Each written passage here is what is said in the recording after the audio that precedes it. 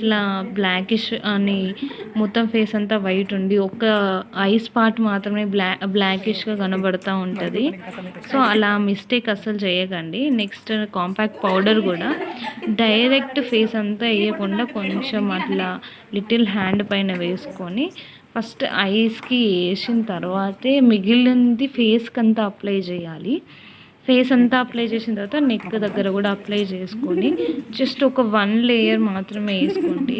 తర్వాత మళ్ళీ eye makeup అయిన తర్వాత టచ్అప్ చేస్తాము. ఎట్లాగో ఐ పార్ట్ అనేది చాలా ఇంపార్టెంట్. ఎందుకు అని అంటే డార్క్ సర్కిల్స్ కానీ ఫౌండేషన్ ఆల్రెడీ అక్కడ వెట్గా ఉండిపోతుంది.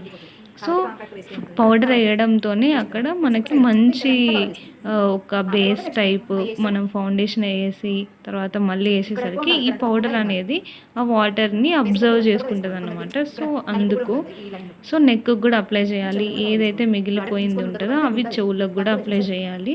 ఖచ్చితంగా మర్చిపోవద్దు. సో ఐ మేకప్ అనేది అప్పుడు ఏ గెటప్లో ఉన్నామో దానికి తగ్గట్టు వేయాలి. ఇప్పుడు నా లుక్ వచ్చేసి మరాఠీ లుక్ కాబట్టి కొంచెం బ్రైట్గా ఉండాలి అని చెప్పాను నేను. లేదు అని అంటే నాకు క్లాసీ లుక్కే కావాలి అని క్లయింట్ అడిగితే మాత్రం తన సజెషన్ ప్రకారమే మనం వెళ్ళాలి. ఎందుకంటే తనకు నచ్చాలి కాబట్టి. ఒకవేళ బాగోలేకపోతే మనం వెంటనే ఇలా బాగుండదు మేడం ఇలా ఉంటుంది అని చెప్పాలి. నెక్స్ట్ ఐ మేకప్ చూస్తున్నారు కదా.